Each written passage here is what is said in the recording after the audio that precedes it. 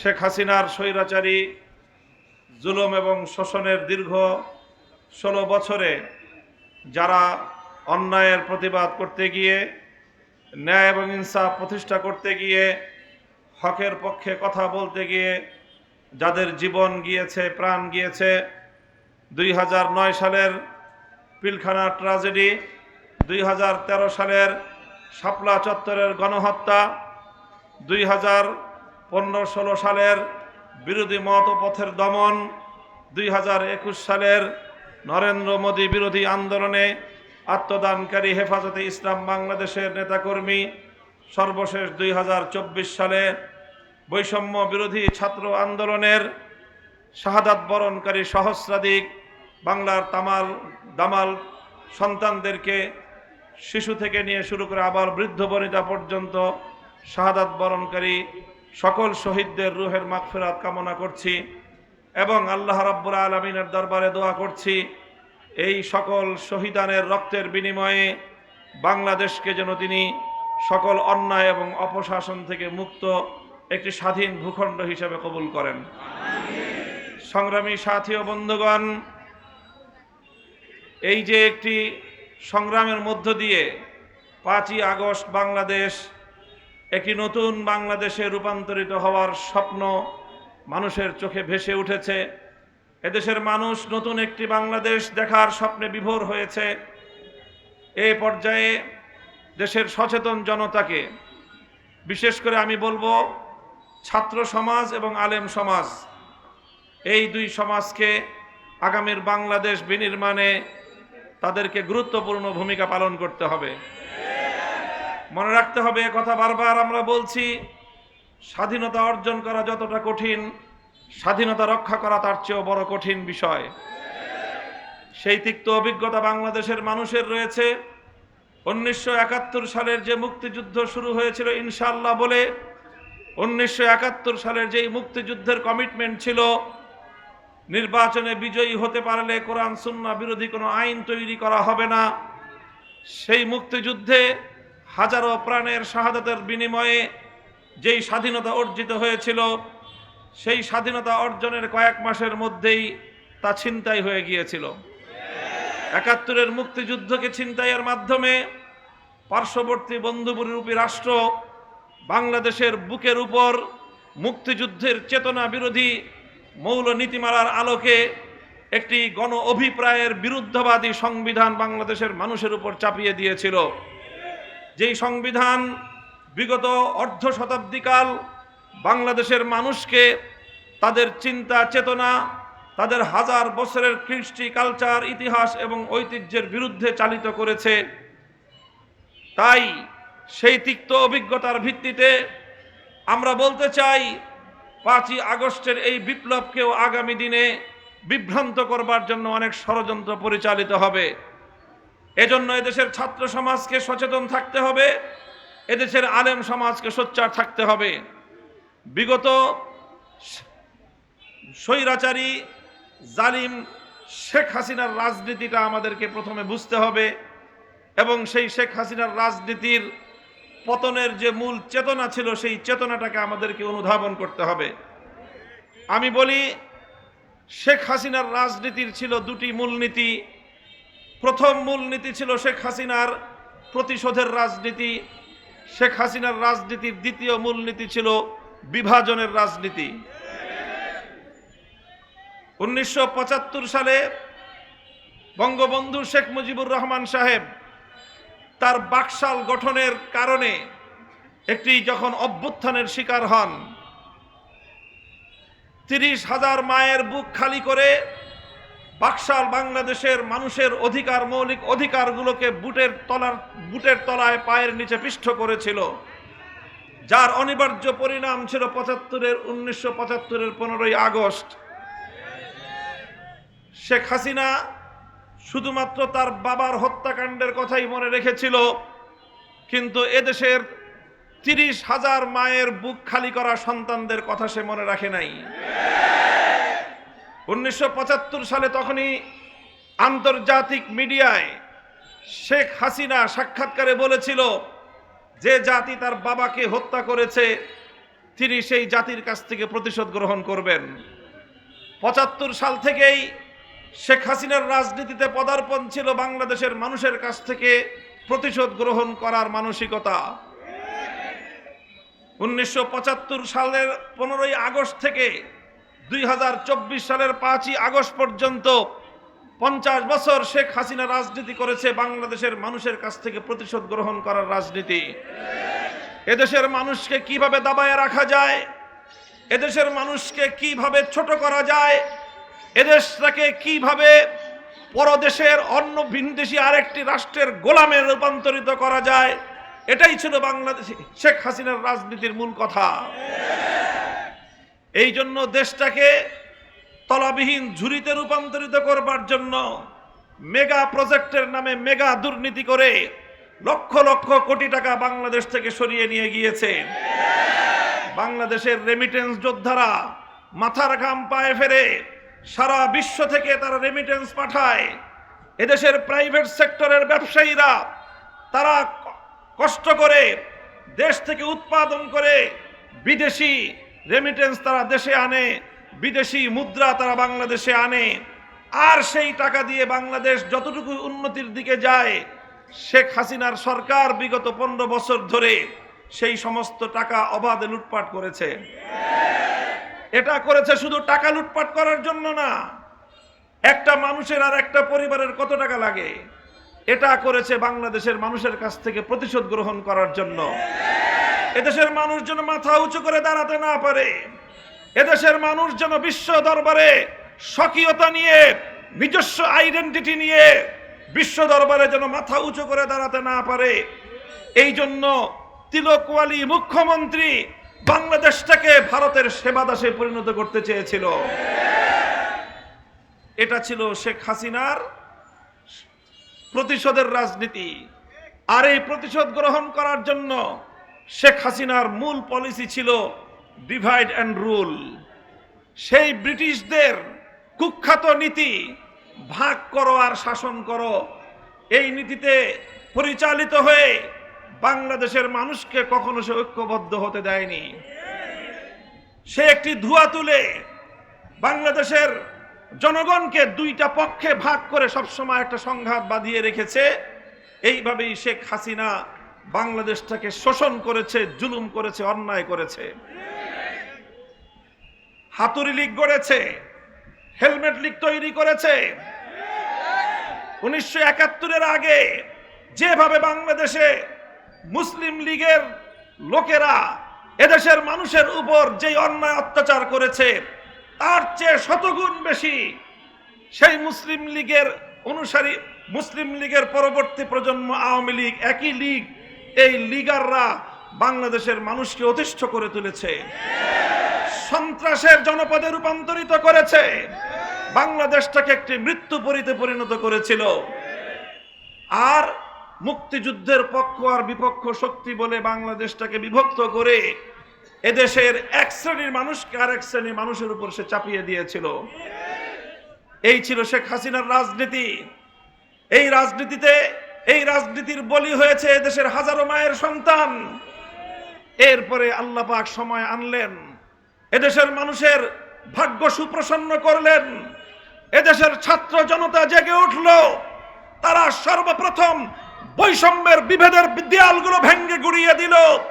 তারা রাজপথে একটি ঐতিহাসিক ঐক্যের সূচনা করলো। সেই ঐক্যটা কেমন ছিল আমি আপনাদেরকে স্মরণ করিয়ে দিতে চাই। ২০২৪ সালের এই জুলাইয়ের কথা, গোটা জুলাই জুড়ে বাংলাদেশের মানুষ বিপ্লবের প্রকৃতি দেখেছে। আগস্ট বিপ্লবের প্রকৃত রূপটা বাংলাদেশে জুলাই মাসেই চিত্রিত হয়েছে। জুলাই মাসে আমরা দেখেছি আমাদের সন্তানেরা বিভিন্ন শিক্ষাঙ্গন থেকে বেরিয়ে আসছে, স্কুল থেকে ছেলেরা আসছে, কলেজ ইউনিভার্সিটি থেকে আমার সন্তানরা এসেছে, মাদ্রাসাগুলো থেকে বাঁধ ভাঙ্গা জোয়ারের মতো আমার সন্তানরা একই সারিতে দাঁড়িয়ে টেকনাফ থেকে তেতুলিয়া পর্যন্ত সকল বিভেদের দেয়াল ভেঙ্গে গুড়িয়ে দিয়ে ছাত্র জনতা ঐতিহাসিক ঐক্যের ভিত রচনা করেছিল। সেই ঐক্যের চিত্র আপনারা গণমাধ্যমে দেখেছেন। আমার ছেলেরা সংগ্রাম করছে, মিছিল করছে, স্লোগানে স্লোগানে রাজপথ উত্তাল করে তুলছে। আজানের সময় হলো, সঙ্গে সঙ্গে একজন ভার্সিটির ছাত্র আল্লাহু আকবার আজান দিল, আরেকটা কলেজের ছাত্র সামনে দাঁড়িয়ে ইমামতি করলো। যে রাজপথে তারা সংগ্রাম করেছিল, সে রাজপথের উত্তপ্ত পিচকে তারা জায়নামাজ বানিয়ে আল্লাহর দরবারে তারা সিজদায় লুটিয়ে পড়েছিল। এটাই ছিল আগস্ট বিপ্লবের চেতনার মূল প্রেরণা, এটাই ছিল আগস্ট বিপ্লবের মূল শক্তি। এই শক্তিকে যদি কেউ ধ্বংস করতে চায়, এই বিপ্লব থেকে যদি কেউ আল্লাহর নামকে মাইনাস করতে চায়, আবার তাদের বিরুদ্ধে গর্জে উঠতে হবে।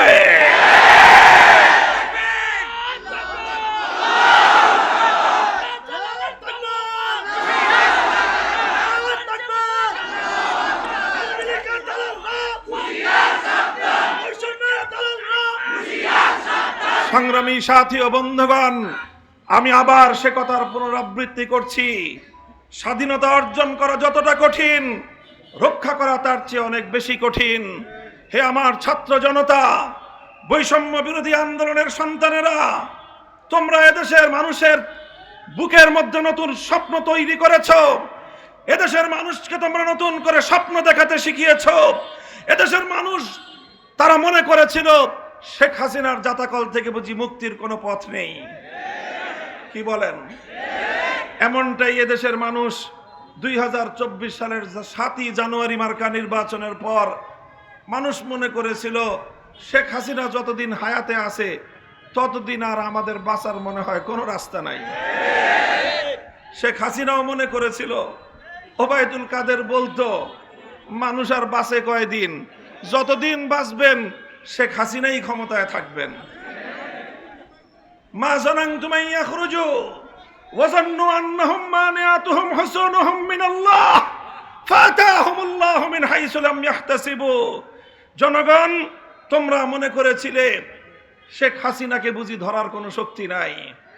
শেখ হাসিনার লেসপেন্সাররাও মনে করেছিল শেখ হাসিনাকে পতন ঘটাবার কোনো শক্তি এ জমিনে নাই। এইভাবেই যখন তারা অধ্যত্বের চূড়ান্ত সীমায় উপনীত হলো, ফাতাহুমুল্লাহু মিন হাইসু লাম ইয়াহতাসিবু, সেই খোদার গজব নেমে আসলো। যেই খোদার গজব নেমেছিল নমরুদের উপর, যেই খোদার গজব নেমেছিল ফিরআউনের উপর, সেই একই খোদার গজব নেমে আসলো আজকের যুগের ফিরআউন এবং নমরুদ শেখ হাসিনার উপর।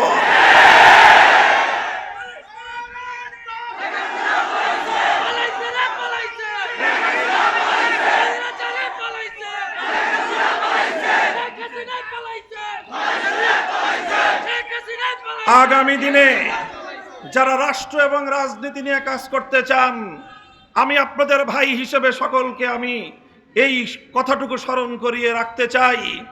আগামী দিনে মনে রাখবেন, এই মহাবিশ্বের মধ্যে আমার আল্লাহ ছাড়া আর কোনো পরাক্রমশালী নাই, আর কোনো পরাক্রমশালী নাই। আল্লাহর সাহায্য নিয়ে আল্লাহর বান্দারা যখন মাঠে নেমে আসে, পৃথিবীর সমস্ত স্বৈরাচার বঙ্গোপসাগরে ভেসে যায়। সংগ্রামী সাথী ও বন্ধুগণ, কাজেই আমরা স্পষ্ট ভাষায় বলতে চাই, আমরা একটি সুন্দর বৈষম্যহীন ইনসাফের বাংলাদেশ দেখতে চাই। চাঁদাবাজি মুক্ত, সন্ত্রাস মুক্ত একটি নিরাপদ জনপদ আমরা দেখতে চাই। যারা সেই নিরাপদ, একটি নির্বিঘ্ন, একটি বৈষম্যহীন বাংলাদেশ গড়তে চায়, আমরা তাদের সাথে আছি। হাতে হাত রেখে একটি নতুন বাংলাদেশ গড়বার যুদ্ধে আমরা মাঠে আছি। এই যে আমরা মাঠে নেমেছি, ইনশাআল্লাহ আমাদের মঞ্জিল পর্যন্ত না পৌঁছে আমরা ক্ষান্ত হব না। সংগ্রামী সাথী ও বন্ধুগণ, আপনারা এভাবেই এই সংগ্রামকে অব্যাহত রাখবেন, সংগ্রামকে অব্যাহত রাখবেন। বাংলাদেশকে সেই 72 সালের চেতনায় নয়, বাংলাদেশকে 72 সালের চেতনায় নয়, এদেশের বাংলাদেশকে গড়তে হবে 1000 বছরের জাতিসত্তার চেতনায়। আমি আপনাদেরকে আরেকটি কথা বলি, এটাই আমার সর্বশেষ বক্তব্য আজকে। এই বাংলাদেশ, এই জাতিসত্তা তৈরি হয়েছে তিনটি আধিপত্যবাদ বিরোধী শক্তির বিরুদ্ধে সংগ্রাম করে। আমাদের প্রথম লড়াই করতে হয়েছিল ব্রিটিশ বেনিয়ার সাম্রাজ্যবাদী শক্তির বিরুদ্ধে। আমাদের দ্বিতীয় লড়াই লড়তে হয়েছিল বঙ্গভঙ্গ হ্রদের নামধারী রবীন্দ্রনাথ ঠাকুরদের নেতৃত্বে পরিচালিত পূর্ব বাংলার মুসলিম জাতিসত্তার উত্থানের বিরুদ্ধে ষড়যন্ত্রকারী সাম্রাজ্যবাদী শক্তির বিরুদ্ধে। এরপর আমাদের তৃতীয় সংগ্রাম ছিল পশ্চিম পাকিস্তানি খান পাঠানদের বিরুদ্ধে। আমরা খান পাঠানদের দৌরাত্ম্য মানি নাই, আমরা দাদা বাবুদের আধিপত্য মানি নাই, আমরা ইংরেজ লাল বেনিয়াদের আধিপত্য মানি নাই। সেই বাংলাদেশ আজকের এই মুসলিম বাংলাদেশ। এদেশে জাতি ধর্ম বর্ণ নির্বিশেষে সকলেই নিরাপত্তা পাবে, সকলেই যার যার ধর্মীয় অধিকার ভোগ করবে। প্রত্যেকটি হিন্দু, প্রত্যেকজন বৌদ্ধ খ্রিস্টান নিজ নিজ উপাসনালয়ে স্বাধীনভাবে তারা তাদের ধর্মীয় স্বাধীনতা ভোগ করবে। হিন্দুরা যত ইচ্ছা তাদের মন্দিরে মূর্তি নির্মাণ করবে, হিন্দুরা যত ইচ্ছা তাদের মন্দিরে মূর্তি নির্মাণ করবে, কিন্তু মুসলিম বাংলার কোন জাতীয় স্থাপনায় ভাস্কর্যের নামে আর কোন মূর্তি তৈরি হবে না। যদি আবার মূর্তি বানাতে আসে, সে মূর্তির গলায় দড়ি বেঁধে আবার বুড়িগঙ্গায় ভাসানো হবে।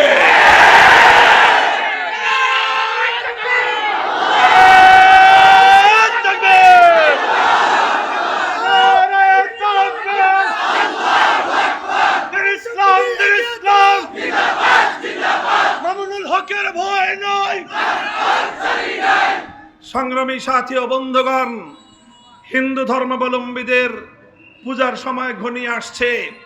এই উপলক্ষে মুসলিম কমিউনিটি, বিশেষ করে ইমাম সাহেবান, আলেম সমাজ, হেফাজতে ইসলাম বাংলাদেশের সকল নেতাকর্মীরা, খেলাফতের সকল নেতাকর্মীরা, ইসলামী সকল সংগঠনগুলোর নেতাকর্মীরা, আপনারা আইন শৃঙ্খলা রক্ষার ক্ষেত্রে আপনারা সকলে সজাগ এবং চৌকান্না থাকবেন।